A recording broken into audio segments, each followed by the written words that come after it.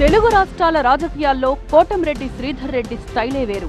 ఆయన అభిమానాన్ని తట్టుకోవడం కష్టం, కోపాన్ని భరించడం అంతకంటే కష్టం. అభివృద్ధిలో నియోజకవర్గాన్ని పరుగులు పెట్టిస్తూ అధినేత మనసు చూరగొన్నారు ఎమ్మెల్యే.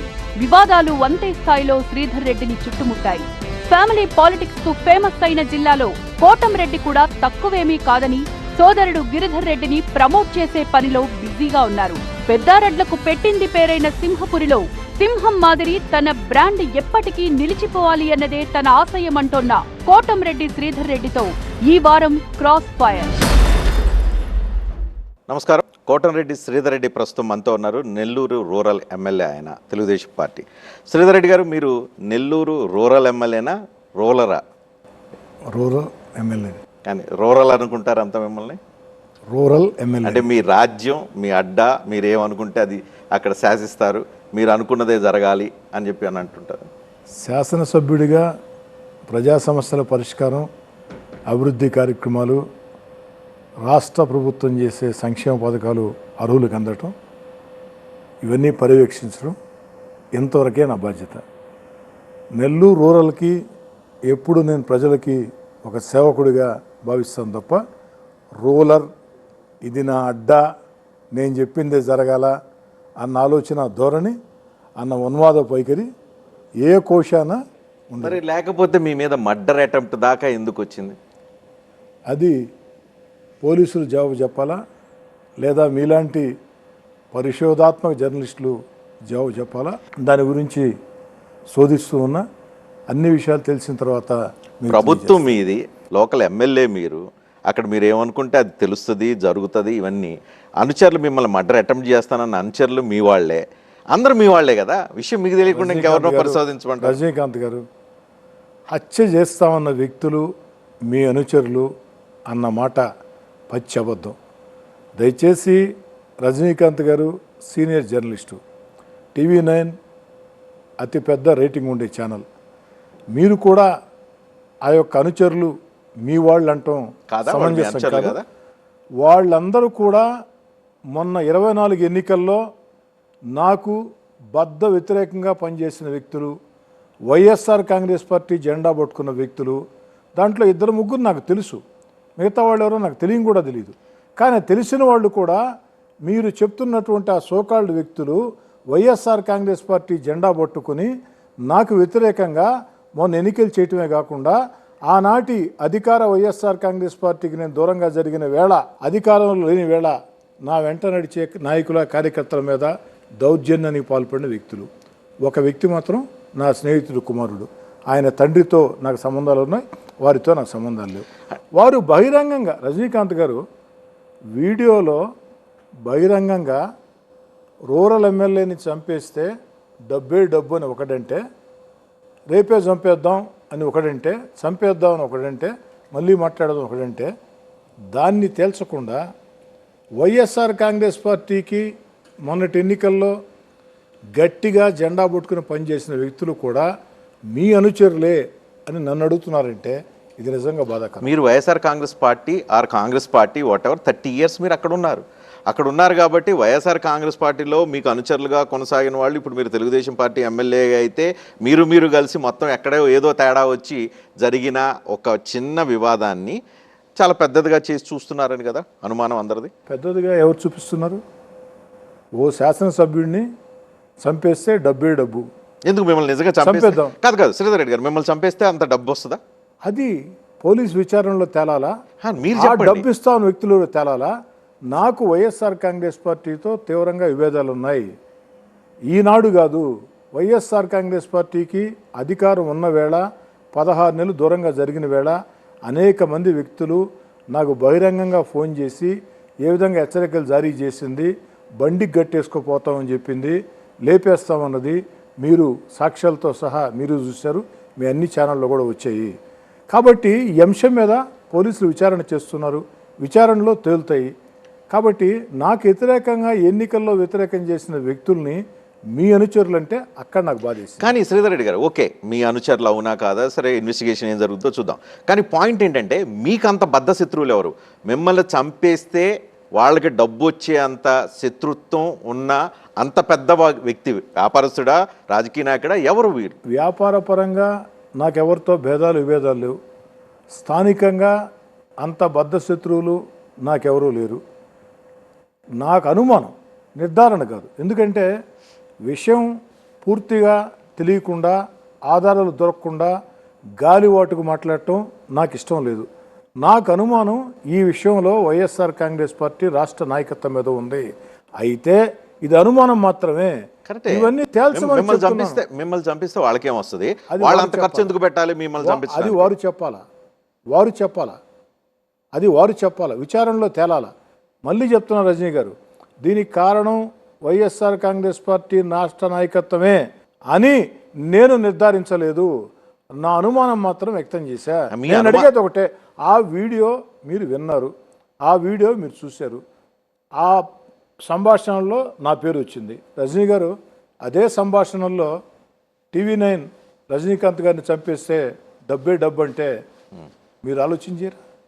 పాయింట్ ఏంటంటే నన్ను చంపాల్సిన అవసరం ఎవరికి ఉండదు, నన్ను చంపాలి అని అనుకుంటే అంత డబ్బు ఇవ్వాల్సిన అవసరం ఇంకెవరికి ఉండదు. కానీ ఇక్కడ పాయింట్ ఏంటంటే శ్రీధర్ రెడ్డి, మామూలుగా మాట్లాడితే శ్రీధర్ రెడ్డి ఒక ఎమ్మెల్యే మాత్రం. ఒక ఎమ్మెల్యేని ఇప్పుడు చంపాల్సిన అవసరం ఎవరికి ఉంది? నెంబర్ 1. ఓకే, మీరు అనుమానిస్తున్నట్లుగా వైఎస్ఆర్ కాంగ్రెస్ పార్టీకి ఉందంటే అవసరం ఏంటి ఇప్పుడు మిమ్మల్ని దానికోసం ఎంత ఖర్చు పెట్టాల్సినంత అవసరం ఉందా అనేది గొప్ప. ఇప్పుడు నేను నిర్ధారించలేదు రజనీ గారు, నా అనుమానం వ్యక్తం చేశా. పోలీసుల విచారణలో తేలుతాయని చెప్తున్నా, పోలీసు విచారణలో తేలాలని కోరుతున్నా. ఆ యొక్క సంభాషణలో వేరే ఎమ్మెల్యే పేరు రాలా, వేరే పోలీస్ అధికారి పేరు రాలా, వేరే వ్యాపారస్తుడి పేరు రాలా, వేరే జర్నలిస్ట్ పేరు రాలా. నెల్లూరు రూరల్ ఎమ్మెల్యేని చంపేస్తే డబ్బు అని వచ్చింది, నా ప్రస్తావన వచ్చింది. కాబట్టి నాకు ఆ యొక్క అర్హత లేదా, అడిగే అర్హత లేదా, తేల్చాల్సిన బాధ్యత ఉంది. తేల్చాల్సింది మీ ప్రభుత్వమే, ఖచ్చితంగా తెలుస్తారు. ఓకే, మీరు తెలుసుకోండి. కానీ ఇక్కడ పాయింట్ ఏంటంటే నెల్లూరు శ్రీధర్ రెడ్డికి అనుచరులుగా చెప్పబడుతున్న వాళ్ళందరూ దొంగలు, రౌడీ షీటర్లు, డెకాయిట్లు వీళ్ళందరూ ఉన్నారు. వాళ్ళందరూ పంపకాల్లో ఏదో తేడా వచ్చింది కాబట్టి ఇప్పుడు ఇదంతా ఈ సుపారీలు గిపారీలు వచ్చింది అనేది ఒక కామెంట్ చేసేదానికి అర్థం పర్థం కూడా ఉండదు. మహాత్మా గాంధీ మళ్ళీ బతుకొచ్చి ఎన్నికల్లో పోటీ చేసినా కామెంట్ చేసేవాళ్ళు దండిగా ఉంటారు. కాబట్టి రాజకీయ ప్రత్యర్థులు కామెంట్ చేస్తారు, రకరకాల మాటలు మాట్లాడతారు. రాజకీయ ప్రత్యర్థుల మాటల్ని బట్టి మనం మాట్లాడాల్సిన అవసరం లేదు. కానీ రాజకీయ ప్రత్యర్థులు కాదు. మీరు అన్నారు ఒక మాట, రౌడీలు గూండాలు అందరూ మీ అనుచరులేని. నా వెంట నడిచే వాళ్ళల్లో రౌడీలు గూండాలు ఎవరు లేరు. నా వెంట నడిచే వాళ్ళల్లో నన్ను నమ్మిన, నా వెంట నడిచిన నాయకులు, కార్యకర్తలు నిరంతరం ప్రజల మధ్యలో ఉండేవాళ్ళే ఉంటారు. రౌడీలు గూండాలని మేము ప్రోత్సహించే ప్రశ్న లేదు. రజనీ గారు, ఈనాడు కాదు, 1986లో నెల్లూరు విఆర్ కళాశాల విద్యార్థి సంఘ అధ్యక్షుడిగా, వెంకటేశ్వర యూనివర్సిటీ సెనేట్ సభ్యుడిగా నెల్లూరు నగరంలో విద్యార్థుల మీద ఆనాడు ప్రముఖ రౌడీలు గూండాలు దౌర్జన్యం చేస్తుంటే విద్యార్థులను సమీకరించి రౌడీల్ని గూండాల్ని తరిమి ఉరికించి కొట్టినటువంటి చరిత్ర నాది. కాబట్టి రౌడీలకి భయపడేవాడు రౌడీలను పక్కన పెట్టుకుంటాడు తప్ప నేను రౌడీల్ని లెక్క చేసేవాడిని కాదు. ఎప్పుడు విద్యార్థిగా ఉండగానే ఇలాంటి రౌడీల్ని చాలా మందిని చూస్తుంటా. కానీ మీరు నెల్లూరులో మీ దందాలు, మీరు బెట్టింగ్ మాఫియా, ఆ తర్వాత పేకాట, వీటన్నిటికి సంబంధించిన కార్యకలాపాలు చేసేవాళ్ళు డైరెక్ట్ ఆర్ ఇండైరెక్ట్ శ్రీధర్ రెడ్డికి దగ్గరగా ఉంటారంటారు. శుద్ధ అబద్ధం. మీరు కావాలంటే నెల్లూరులో పనిచేసిన ఏ పోలీసు అధికారులను అడగండి, రౌడీల మీద ఉక్కు పాదం మోపమని మీరు చెప్పే పేకాట క్లబ్బులు ఎట్టి పరిస్థితుల్లో ఉండకూడదని, మీరు చెప్పే ఏదైతే గంజా వ్యాపారం ఉందో, బెట్టింగ్ ఉందో, ఇవన్నీ ఉండకూడదని కఠిన చర్యలకి ఆదేశాలు ఇచ్చేవాడిని. ఆ దిశగా ముందుకు సాగేవాడిని. నిరంతరం జనం మధ్యలో ఉండటం నాకు ఇష్టం, జనం కోసం పనిచేయటం నాకు ఇష్టం. అయినా రజనీకాంత్ గారు, ఒక విషయంలో నాకు బాధేస్తుంది. ఎందుకంటే క్రాస్ ఫైర్, ప్రజల మనలో ఫైర్ చాలా ఉంది. శ్రీధర్ రెడ్డి ఫైర్ 20 సంవత్సరాల నుంచి చూస్తున్నా. ఒక్క మాట 2 నిమిషాలు నాకు అవకాశం ఉంది. క్రాస్ ఫైర్ ఒక మంచి కార్యక్రమం, మంచి పాపులారిటీ ఉండే కార్యక్రమం. వివాదాల్లో ఈ క్రాస్ ఫైర్లో నన్ను ప్రశ్నించి ఇంత సమయం, ఈ 14 నెలలు తెలుగుదేశం పార్టీ కూటమి అధికారంలోకి వచ్చిన తర్వాత నెల్లూరు రూరల్ శాసనసభ్యుడిగా 300 కోట్ల రూపాయలతో అభివృద్ధి పనులు చేపట్టాం. 70% పూర్తయినాయి. 30% జరుగుతూ ఉన్నాయి. 60 రోజుల్లో 339 పనులు శంకుస్థాపన ప్రారంభోత్సవం తేదీ చెప్పి పూర్తి చేశాం. ప్రశంసలు అందాయి మీలాంటి వ్యక్తుల నుంచి కూడా. నెల్లూరు నగరంలో రోడ్లు కానీ, కాలువలు కానీ, మంచినీటి పైప్ లైన్లు కానీ, 3 ఫేజ్ కరెంటు కానీ, అన్నిటికీ మించి బైపాస్లో 2 ఫ్లైఓవర్లు కానీ, నూతనంగా కొండాయిపాళెం భక్తవత్సల నగర్ రైల్వే బ్రిడ్జీలు కానీ, బట్టాడిపాళెం నుంచి కొత్తూరు దాకా పొదలకూరు రోడ్డు కానీ, mini bypass road Bhaktavatsala Nagar road కానీ, కల్లూరుపల్లి రోడ్డు కానీ, 1 కాదు 2 కాదు, కేవలం 14 నెలల్లో ముఖ్యమంత్రి చంద్రబాబు నాయుడు గారి ప్రోత్సాహంతో ఓ శాసనసభ్యుడు ఇంత కష్టించి అప్రిషియేటెడ్. దాని గురించి క్రాస్ ఫైర్ అడుగుంటే ఇదే పాయింట్. మీరు చంద్రబాబు నాయుడు అభినందనలు పొందారు. ఎస్, రాష్ట్రంలో అన్ని నియోజకవర్గాల కంటే మీ నియోజకవర్గంలో ఎక్కువ అభివృద్ధి కార్యక్రమాలు చేస్తున్నారు. ఎస్, నెంబర్ 1గా మీరు నిలబడ్డారు. అభివృద్ధి చేయడంలో నెంబర్ 1గా ఉన్నారు, వివాదాలు చేయడంలో కూడా నెంబర్ 1గా ఉన్నారు. దీని గురించి చెప్పండి. రజనీ గారు, వివాదాల్లో ఈ 14 నెలల్లో నా పాత్ర ఎక్కడైనా ఉందా చెప్పండి. శ్రీకాంత్, మీరైతే పెరోల్ అప్లికేషన్ మీద సంతకం పెట్టిన శ్రీకాంత్ తో స్టార్ట్ అయిన వివాదం హత్యా యత్నాల వరకు దానికి కూడా నేను సమాధానం చెప్తా. వైఎస్ఆర్ కాంగ్రెస్ పార్టీ అధికారంలో ఉన్న వేళ 16 నెలలు నేను దూరంగా జరిగిన వేళ ఆనాడు ముఖ్యమంత్రి జగన్మోహన్ రెడ్డి గారి ఆదేశాలతో అనేక మంది వైసీపీ నాయకులు, అధికారులు నన్ను, నా వెంట నడిచే నాయకుల్ని, కార్యకర్తల్ని వెంటాడి వేధించే కేసులు బనాయిస్తే, ఇబ్బందులు పెడితే, సోషల్ మీడియాలో తీవ్రంగా దుష్ప్రచారాలు చేస్తే, ఆఖరికి నా కుటుంబ సభ్యులు సైతం మానసిక క్షోభ గురి చేస్తే, అధికారంలోకి వచ్చిన తర్వాత ఆ చర్యలకి ప్రతి చర్యలు ఉండాలని ఎవరైనా భావిస్తాం, మీరైనా నేనైనా. కానీ చంద్రబాబు నాయుడు గారు చాలా కఠినంగా చెప్పారు, ఎక్కడా కూడా ప్రతీకార చర్యలు ఉండకూడదు, వాళ్ళకి మనకి తేడా ఉండేటట్టు చూసుకోండి, ఏదైనా పొరపాటు జరిగి ఉంటే చట్టబద్ధంగా నిలబెట్టండి. చట్టబద్ధంగా ఎక్కడ వైఎస్ఆర్ కాంగ్రెస్ పార్టీ ఓడిపోయిన తర్వాత చంద్రబాబు నాయుడు గారి ఆదేశాలతో నేనొక్కడనే కాదు, రాష్ట్రం అంతా కూడా ఆనాటి వైఎస్ఆర్ కాంగ్రెస్ పార్టీలో తప్పులు చేసినటువంటి నేతల్ని చట్టబద్ధంగా చట్టం ముందు బోన్లు నిలబెడుతున్నాం తప్ప మేము ఎక్కడ దౌర్జన్యం చేయడం. సరే, ఈ అక్కడికే వస్తుంది ఫెరోల్ విషయం. రజనీ గారు, భారతదేశంలో కొన్ని 100 మంది ఎమ్మెల్యేలు, 1000 మంది ఫెరోల్ లేఖలు ఇచ్చి ఉంటారు. ఫెరోల్ అనేది జీవిత ఖైదీలకి ఒక హక్కు, ఒక వారం రోజులు, 15 రోజులు. ఇదే శ్రీకాంత్కి గత వైఎస్ఆర్ కాంగ్రెస్ పార్టీ ప్రభుత్వంలో జగన్మోహన్ రెడ్డి గారి అత్యంత సన్నిహితుడు చెవిరెడ్డి భాస్కర్ రెడ్డి గారు, సూళూరుపేట ఎమ్మెల్యే, వీళ్ళందరూ ఫెరోల్ లేఖలు ఇచ్చి ఫెరోల్ మీద బయటకు కూడా వచ్చున్నాడు. కానీ మా ప్రభుత్వంలో వారి తండ్రి, వారి కుటుంబ సభ్యులు వచ్చి 15 రోజులు ఫెరోల్ కావాలంటే మేము ఫెరోల్ లేఖ ఇస్తానే, అది జీవో కాదు. ఫెరోల్ లేఖ ఏమిస్తాం మేము? చెవిరెడ్డి భాస్కర్ రెడ్డి ఇచ్చినా, నేను ఇచ్చినా ఏమిస్తాం మేము? సాధ్యాసాధ్యాలు పరిశీలించి అర్హులైతే న్యాయం చేయమంటాం. ఓ శాసనసభ్యుడిగా, ఒక్క నిమిషం రజనీ గారు, ఓ శాసనసభ్యుడిగా కుటుంబ సభ్యులు వచ్చి అడిగితే అది ఇక తప్పనిసరి పరిస్థితి. మేము ఇచ్చాం, కానీ మేము ఇచ్చిన లేక దొంగోడికి, రౌడీ షీటర్కి పెరోల్ మీద సంతకం పెట్టండి. ఒకటి రజనీ గారు, ఖైదీలంతా కూడా అలాంటి చరిత్ర ఉన్న వ్యక్తులే. కొంతకాలం శిక్ష అనుభవించిన తర్వాత ఫెరోల్ వారికి ఇస్తారు. కానీ ఇందులో వివాదమైంది కాబట్టి ఫెరోల్ లేక విషయం నన్ను స్పష్టంగా చెప్పనండి, మీ ద్వారా మొత్తం ప్రజలకు తెలియాలా. నేను ఇచ్చినటువంటి ఫెరోల్ లేక జూలై 16వ తారీఖున తిరస్కరించారు. 14 రోజుల తర్వాత ఫెరోల్ ఇచ్చారు. హోంమంత్రి అనిత గారు కూడా దీని మీద 2 ఎమ్మెల్యేలు లేఖ ఇచ్చిన తర్వాత తిరస్కరించి ఎలా ఫెరోల్ ఇచ్చారని చెప్పి హోంశాఖ మంత్రి గారు కూడా, అనిత గారు కూడా దర్యాప్తు చేయిస్తున్నారు. దానిలో అన్నీ కూడా తెలుస్తాయి. కానీ ఆనాడు వైఎస్ఆర్ కాంగ్రెస్ పార్టీ హయాంలో ఫెరోల్ ఇచ్చిన వైఎస్ఆర్ కాంగ్రెస్ పార్టీ నేతలు ఈరోజు వాదన చేస్తున్నారు. అందుకే వారు నిర్ణయం తీసుకున్నారు. దీంట్లో నిజాయితీ కూడా ఒప్పుకుంటున్నాను నేను. వారి కుటుంబ సభ్యులు వస్తానే, వారి తండ్రి వస్తానే, నాకు తెలిసిన వాళ్ళే అని చెప్పని ఈ వివాదాలు మనకు ఎందుకని ఫెరోల్ లేఖ ఇవ్వకుండా ఉంటే బాగుండేది, నాకు తెలిసినోడు అని చెప్పని లేఖ ఇచ్చా. కాస్త నేను కూడా తొందరపాటుకు గురైనా. నాకు బలహీనత ఉంది రజనీ గారు, ఎవరైనా నా కాడికి సాయం కోసం వస్తే సహాయం చేయాలా, కష్టాల్లో ఉండి మన కాడికి వచ్చారు అని అనుకుంటాం. కానీ ఈ వాదన జరిగిన తర్వాత ఇది నాకు గుణపాఠం.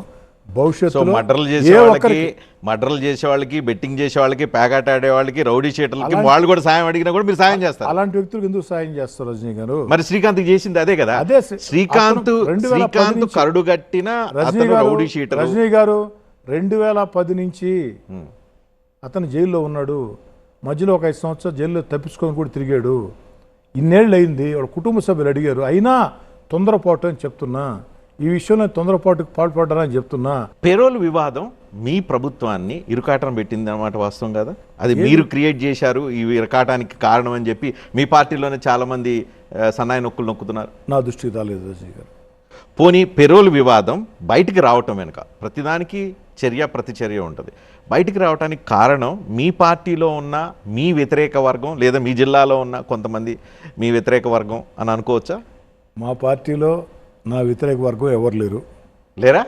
నిజంగా గుండె మీద చేసుకొని చెప్పండి. గుండె మీద చేసి నిన్న ఒక ఇంటర్వ్యూలో గుండెల మీద చేసుకుని చెప్పమంటే ఈ చెయ్యి టన్నా కింద కామెంట్లు వచ్చాయి, ఏమని అటు కాదు ఉండేది, అటుగా ఇటు ఉండేది. అందుకే మొత్తం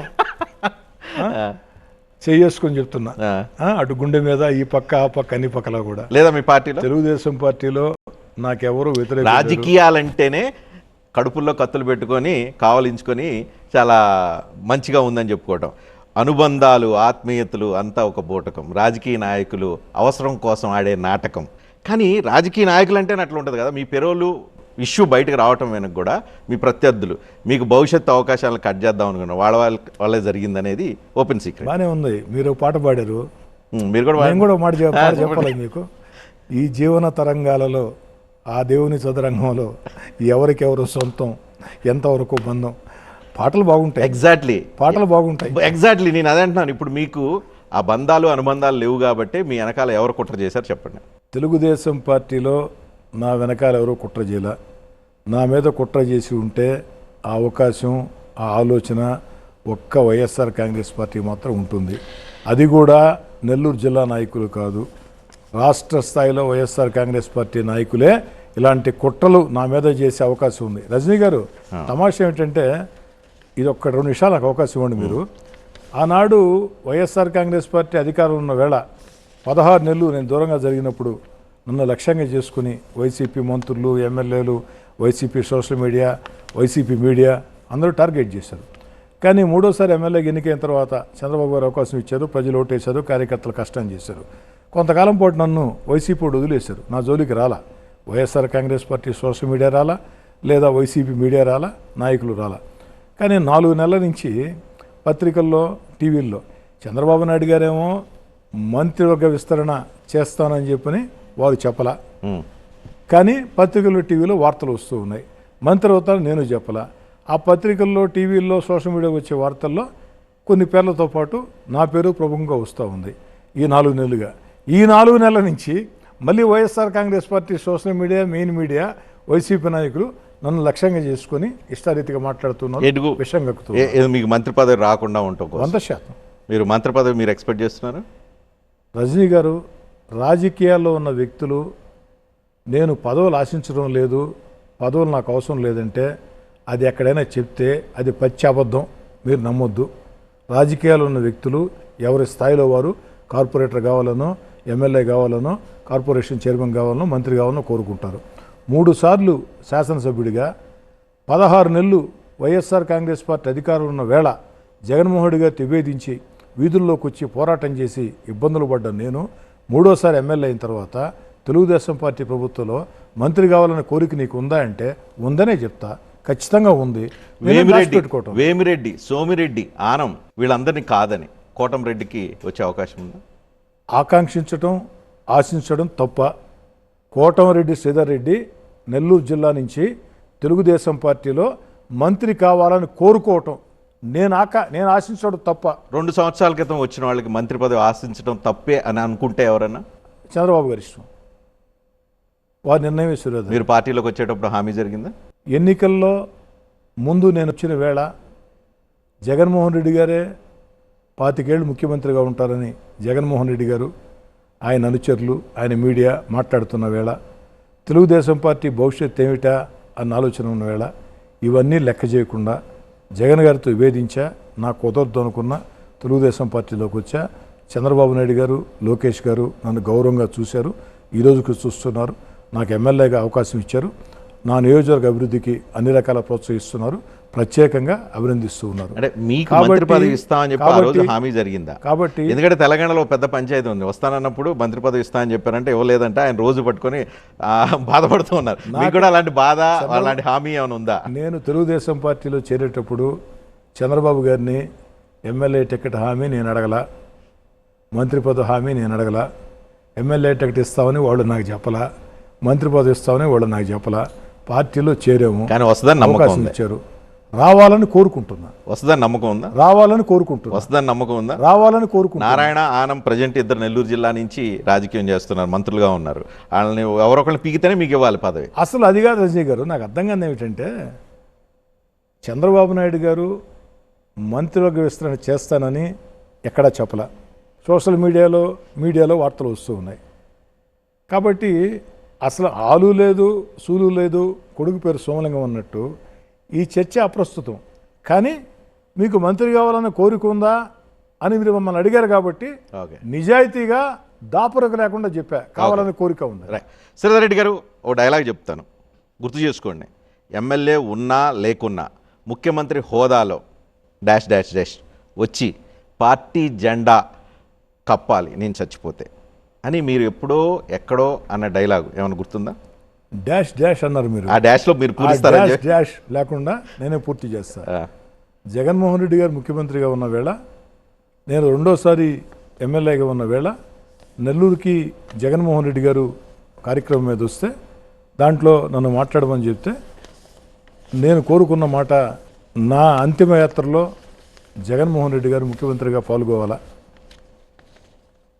అంతగా జగన్మోహన్ రెడ్డి గారిని ఇష్టపడిన వ్యక్తులు నేను ఒకడిని. జగన్మోహన్ రెడ్డి గారే కాదు, వారి తాత వైఎస్ రాజారెడ్డి గారు, వారి తండ్రి వైఎస్ రాజశేఖర రెడ్డి గారు జగన్ గారిని ఆరాధించిన వ్యక్తిని. నాలాంటి ఆరాధించిన వ్యక్తులను సైతం నేను చెప్పలేదు అంటాం లేదే.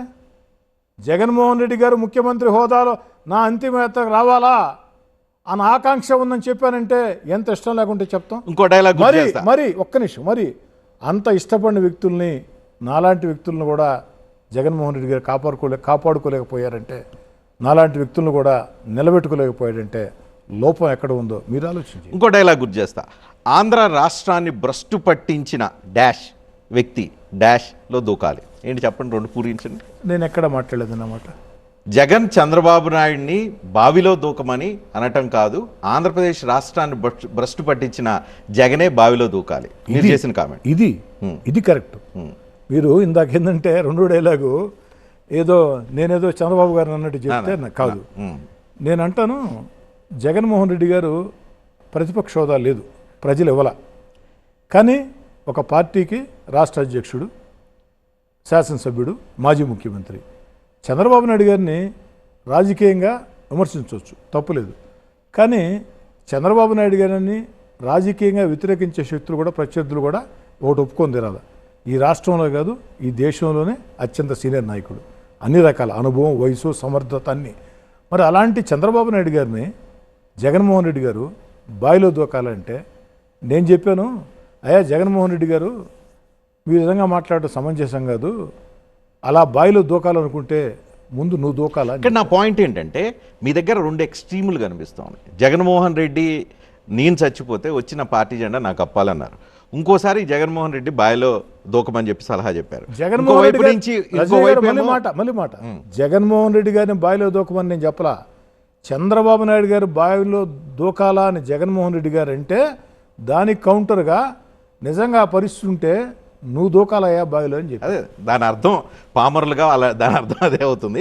కానీ ఇక్కడ పాయింట్ ఏంటంటే, మీలో ఒక రెండు ఎక్స్ట్రీములు కనిపిస్తున్నాయి. అభిమానానికి లేకపోతే ఆవేశానికో లేకపోతే దురభిమానానికో రెండు ఎక్స్ట్రీములు కనిపిస్తున్నాయి. ఏ ఎక్స్ట్రీమ్ని ప్రజలు విశ్వసించాలి, నమ్మాలి? నా దగ్గర రెండే ఉంటాయి రజనీకాంత్ గారు. ఇష్టం, అయిష్టం. ఎక్కడ ఉన్నా అంకిత భావంతో పనిచేస్తా, మనసులో నుంచే మాట్లాడతా. కుట్రలు, కుతంత్రాలు, వ్యూహాలు నాకు తెలియవు. నా మనసులో ఏముందో అదే మాట్లాడతా. ఒక్కొక్కసారి రాజకీయంగా అది నన్ను నష్టం చేసినా నా పద్ధతి మార్చుకోను. నా మనసులో ఏముందో అదే మాట్లాడతా. అటు ఇటు రెండు రకాలు, రెండు పడవలు నాకు ఇష్టం లేదు. ఉంటే అవతల గట్ట, లేకుంటే యువతల గట్ట. వైసీపీలో ఎందుకు ఏం జరిగింది? అంత పెద్ద గాయం మీకు ఏమైంది? జగన్మోహన్ రెడ్డి గారితో 2019 ముఖ్యమంత్రి అయిన తర్వాత అనేక రకాలుగా దూరం పెరిగిన పరిస్థితి. అన్నిటికీ మించి అతిపెద్ద దూరం మా మధ్యలో పెంచింది ఏమిటంటే అమరావతి ప్రజలు అమరావతి రాజధానిని కోల్పోతుంటే వీధుల్లోకి వచ్చి పోరాటం చేస్తుంటే వారు నెల్లూరు గుండా వెళుతూ ఉంటే నెల్లూరు రూరల్లో వరదల్లో చిక్కుకుంటే యాత్ర ఆగిపోతే వరద ప్రాంతాల్లో పర్యటిస్తూ ఆ యొక్క ప్రాంతంలో అమరావతి ప్రజలు ఉంటే వాళ్ళని పరామర్శించాను.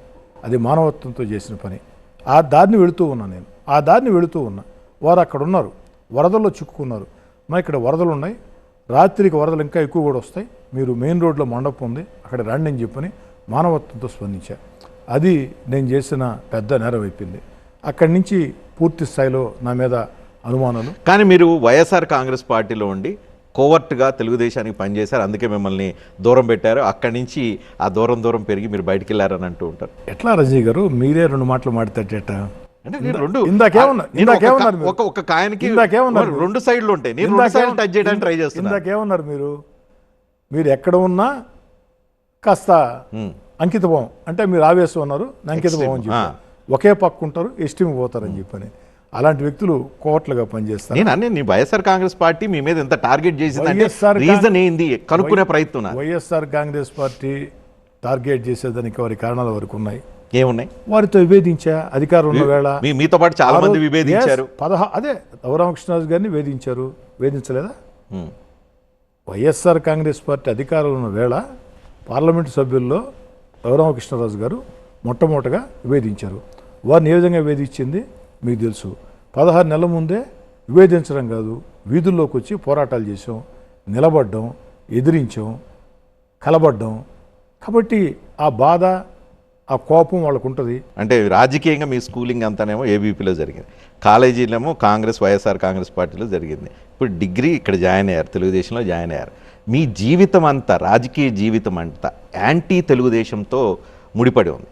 సడన్గా ఇప్పుడు తెలుగుదేశంలోకి వచ్చి 2 సంవత్సరాల క్రితం వచ్చి సంవత్సరాల క్రితం ఎమ్మెల్యే అయ్యారు.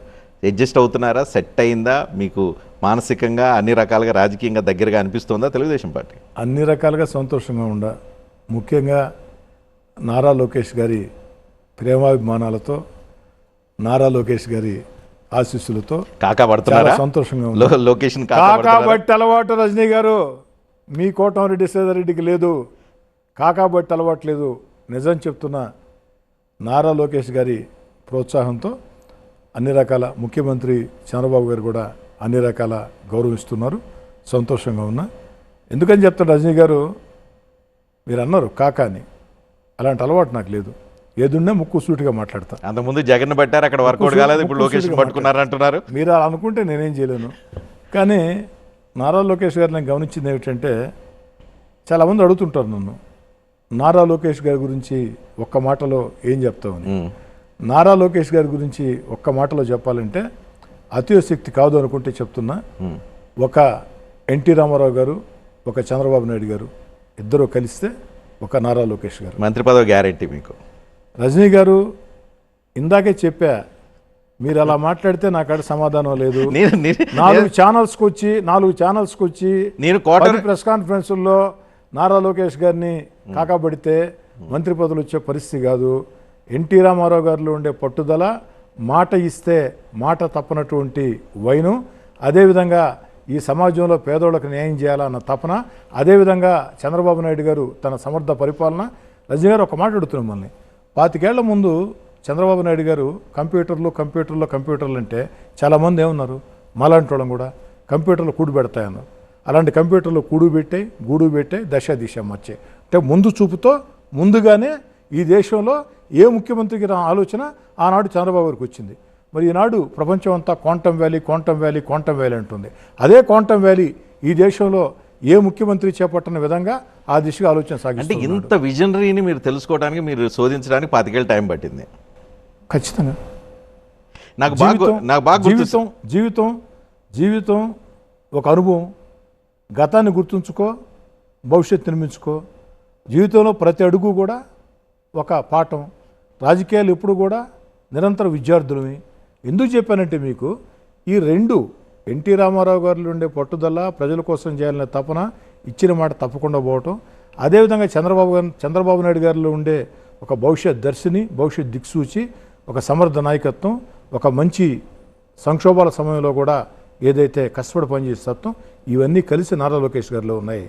నేను చెప్పడం కాదు, నారా లోకేష్ గారు పాదయాత్ర ప్రారంభించకముందు వైఎస్ఆర్ కాంగ్రెస్ పార్టీ నాయకులు, సోషల్ మీడియా, వైసీపీ మీడియా ఏం మాట్లాడింది, ఈరోజు అదే YSR Congress party media, social media సైతం నారా లోకేష్ గారిని అభినందించిన తప్పనిసరి పరిస్థితి.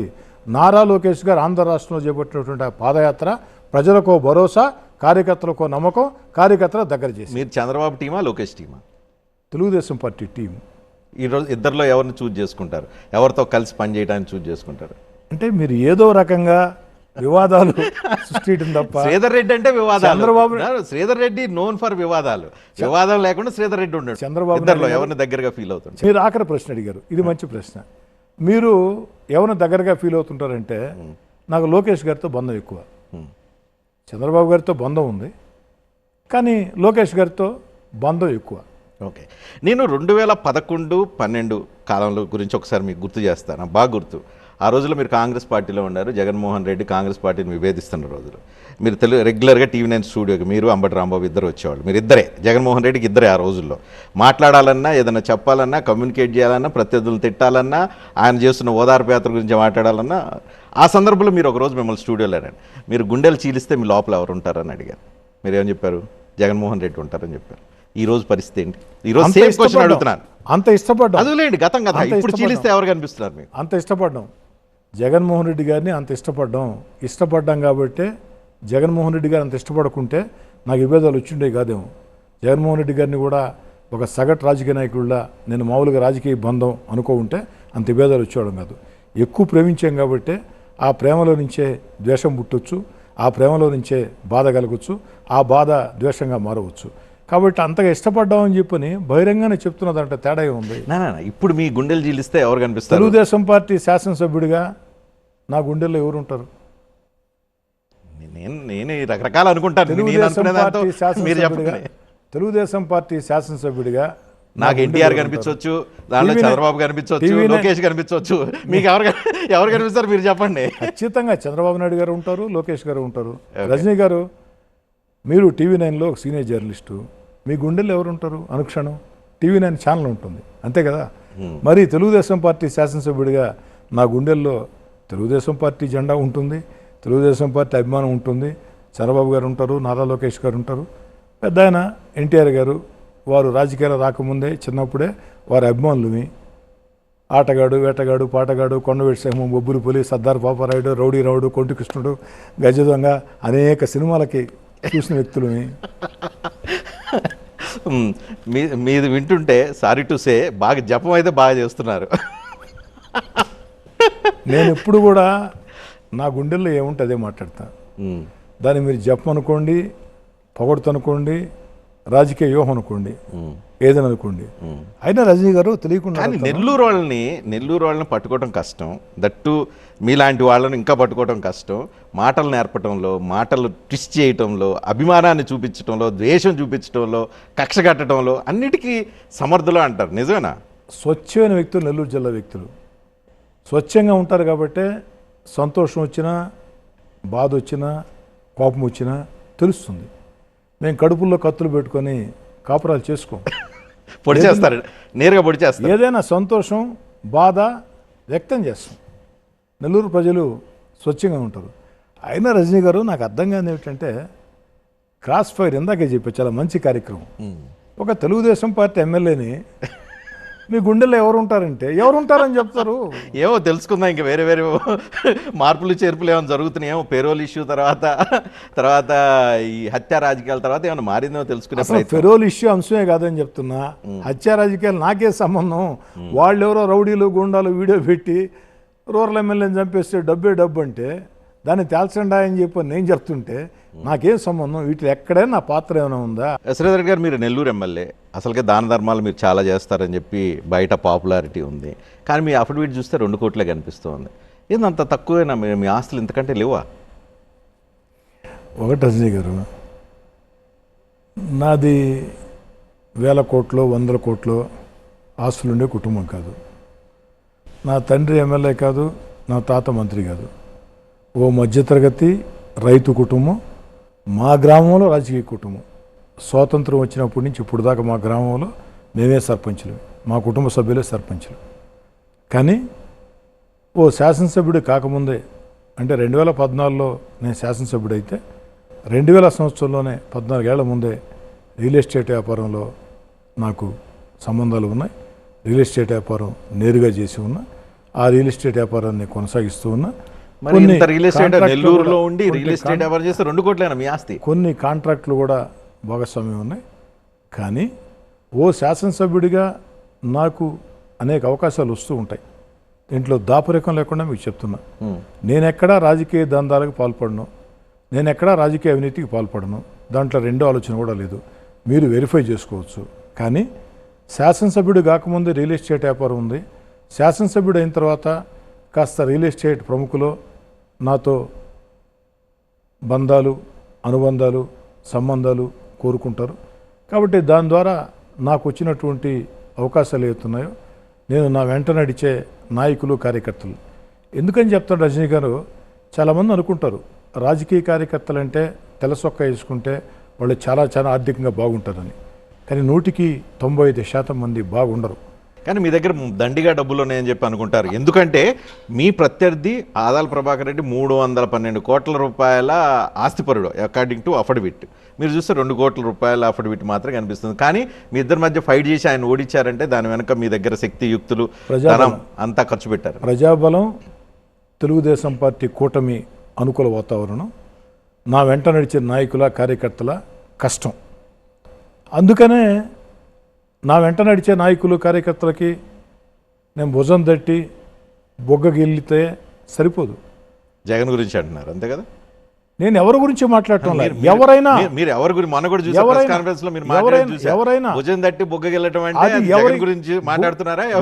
గుమ్మడికాయల దొంగ అంటే భుజాలు దౌడుకుంటా ఉంటే నేనేం చేయలేదు. నేను క్లారిటీ ఇప్పించే ప్రయత్నం చేస్తున్నాను. కానీ ఎవరైనా, ఒక నియోజకవర్గ నాయకుడైనా, రాష్ట్ర నాయకుడైనా, మరో నాయకుడైనా, రాజకీయ పార్టీ అయినా, రాజకీయ కార్యకర్తకి భుజం తట్టి బొగ్గగిల్లి పొట్టగిల్లితే సమస్య పరిష్కారం కాదు.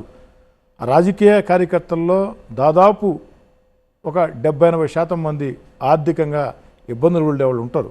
వారికి ఏదో రకంగా ఆర్థికంగా మేలు చేయాల్సిన బాధ్యత ఎమ్మెల్యేలకి, నాయకులకి ఉంటుంది, రాజకీయ పార్టీలకు ఉంటుంది. నా వెంట నడిచే నాయకులు, కార్యకర్తల్ని రాజకీయంగా ప్రోత్సహిస్తాం, వ్యక్తిగతంగా మేలు చేస్తాం, వారి బిడ్డల చదువుల కోసం కూడా సాయం చేస్తాం. నా శక్తి కొద్దీ సాయం చేస్తాం. ఈ అలవాటు నాకుంది. ఆ అలవాటు ఉండబట్టే మీరు చెప్పినట్టు నా ఆస్తి తక్కువగా ఉంది. ఓకే, మీరు నెల్లూరు జిల్లాలో పెద్ద ఫ్యామిలీస్, నేదురుమల్లి ఫ్యామిలీ, ప్రస్తుతం Vemireddy family, Anam brothers, Mekapati family, వీళ్ళందరినీ రీప్లేస్ చేసి కోటంరెడ్డి బ్రదర్స్ని తీసుకొచ్చే ప్రయత్నం, చొప్పించడానికి బ్రాండింగ్ క్రియేట్ చేయడం కోసం ప్రయత్నం చేస్తున్నారు. దానిలో భాగంగానే మీరు ఇవన్నీ మీ అనుచరులని, మీ చుట్టుపక్కల వాళ్ళని పోషించడం, పెంచడం ఇవన్నీ చేస్తున్నారని చెప్పి అంటారు. తప్పంటారా? తప్పట్లేదు, అవునా కాదా తెలుసుకుంటారా? నేను తప్పని అంటలేదు, అవునా కాదా? నేను ఎవరితో, నేను ఒకటి, రాజకీయాల్లో నేను ఎవరిని కూడా శత్రువుగా చూడను, ప్రత్యర్థిగా చూడను, పోటీదారుడిగా చూస్తా. కానీ రాజకీయాల్లో ఎదుటి వాళ్ళ గురించి నేను ఆలోచించేను.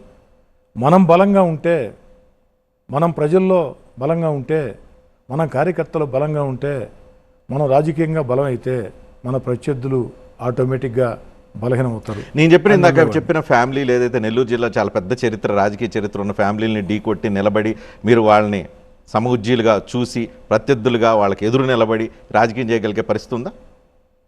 మీకేమైనా అనుమానమా? లేదు, ఇప్పుడు దాకా చేశారు, కానీ ఇక మీద చేయగలుగుతారా? నీకు అనుమానమా? నేను మీ దగ్గర రజనీకాంత్ గారు మీరు చెప్పింది అక్షర సత్యం. నెల్లూరు జిల్లాలో ఉండే పెద్ద పెద్ద కుటుంబాలు, అంటే రాజకీయ కుటుంబాలు లేదా వేల కోట్ల కోటీశ్వర్లు, వారందరూ చెడ్డవారని చెప్పి నేను చెప్పడం లేదు. వారిలో ఉండే మంచి లక్షణాలు దండిగా ఉన్నాయి. వారు కూడా ప్రజలకు చాలా మేళ్లు చేశారు. కానీ 100 కోట్లు 1000 కోట్ల ఆస్తులు ఉండే కుటుంబంలో నేను పుట్టకున్నా, నా తండ్రి ఎమ్మెల్యే కాకున్నా, నా తాత మంత్రి కాకున్నా, సగటు మధ్యతరగతి కుటుంబీకుడిగా, విద్యార్థి నాయకుడిగా, గోడల మీద నేనే రాతలు రాసి ఉన్నా, నేనే జెండాలు బట్టి ఉన్నా, నేనే ప్రజా సమస్యల పరిష్కార విషయంలో లాఠీ దెబ్బలు ఉన్నా, పోలీసు లాకప్పులు చూసా, జైళ్లు చూసా, పోరాటాలు చేశా. దేవుడి దయ వల్ల, నా వెంట నడిచే నాయకుల, కార్యకర్తల సహకారం వల్ల ఈరోజు 1-3 సార్లు శాసనసభ్యుడిగా ఉన్నా. ఏది ఏమైనా నెల్లూరు జిల్లాలో ఉండే సామాన్య మధ్యతరగతి కుటుంబాల గౌరవం కాపాడేదానికి, అంటే సామాన్య మధ్యతరగతి కుటుంబాల్లో నుంచి ఎమ్మెల్యేలుగా, ఎంపీలుగా, మంత్రులుగా వస్తే ప్రజల కోసం ఎంత కష్టించి పనిచేస్తారు, ప్రజల కోసం ఎంత బాగా పనిచేస్తారు, ప్రజలకు ఎంత దగ్గరగా ఉంటారు అని నిరూపించాలా.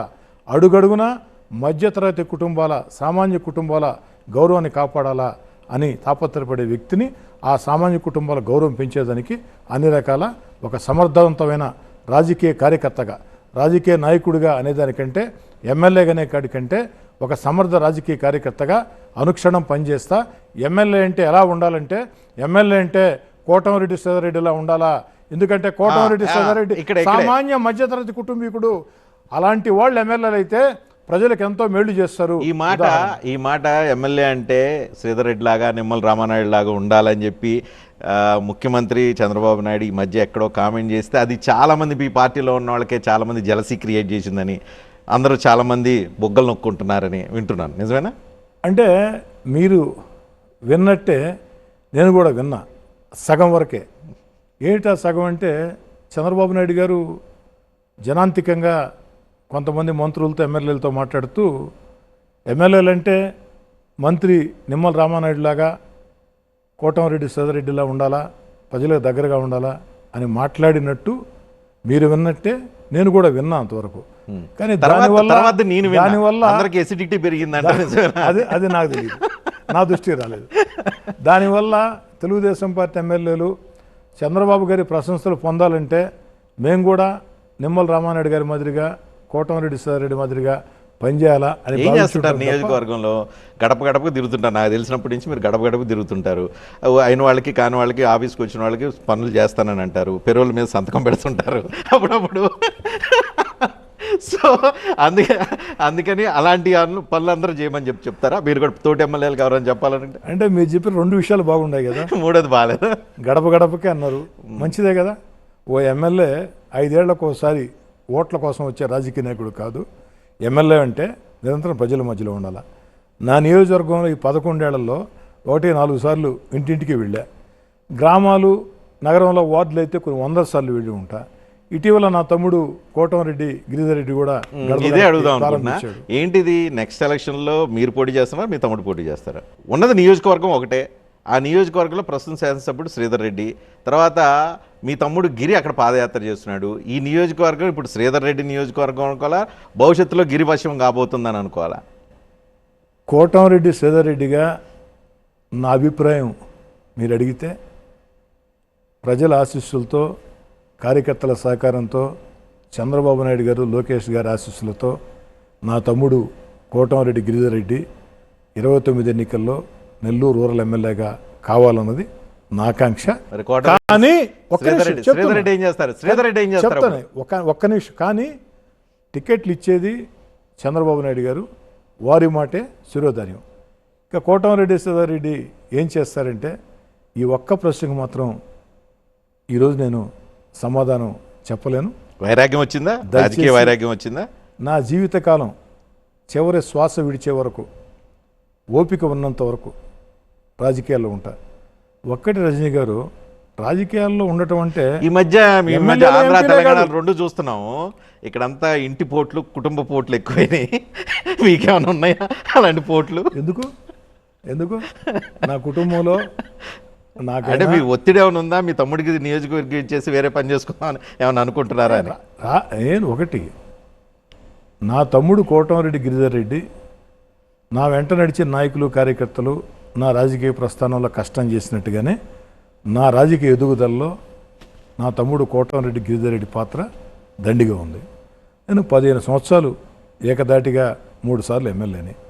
నా ఆకాంక్ష నా తమ్ముడిని, కోటమిరెడ్డి గిరిధర్ రెడ్డిని ఎమ్మెల్యేగా చూడాలని. కానీ చంద్రబాబు గారి నిర్ణయం శిరోధార్యం. కానీ ఓపిక ఉన్నంత వరకు నేను రాజకీయాల్లోనే ఉంటా.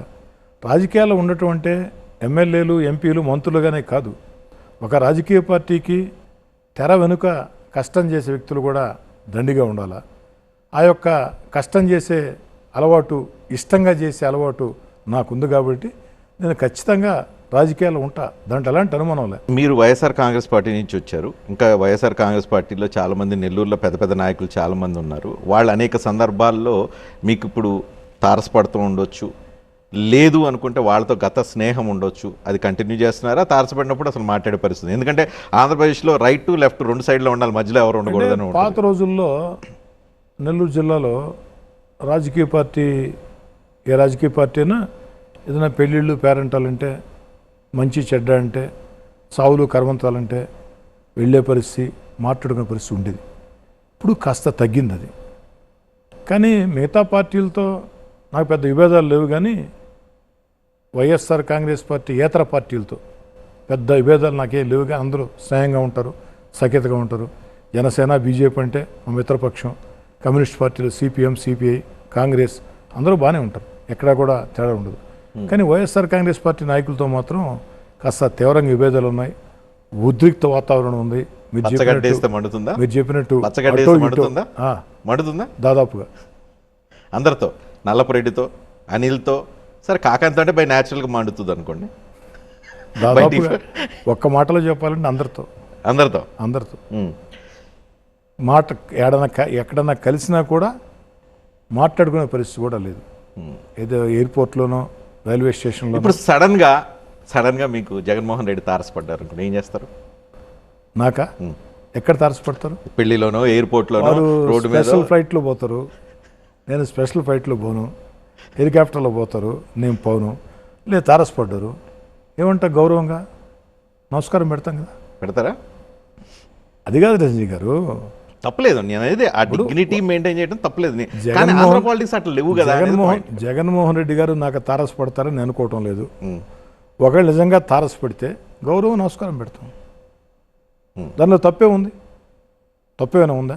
తప్పేం లేదు, మంచిది అంటాను. అలాంటి హెల్దీ రాజకీయం ఉండటం మంచిది. కాకపోతే మన తెలుగు రాష్ట్రాల్లో ఆ హెల్దీనెస్ పోయింది. సరే, అది ఇట్స్ అ ప్రాసెస్ అనుకోండి. సో చివరగా శ్రీధర్ రెడ్డి గారు, నెల్లూరు జిల్లాలో మీకు కాంపిటీషన్ ఇచ్చే, రాబోయే ఒకవేళ మంత్రి పదవి ఇద్దాం అనుకుంటే కాంపిటీషన్ ఇచ్చే పొలిటీషియన్ ఎవరు?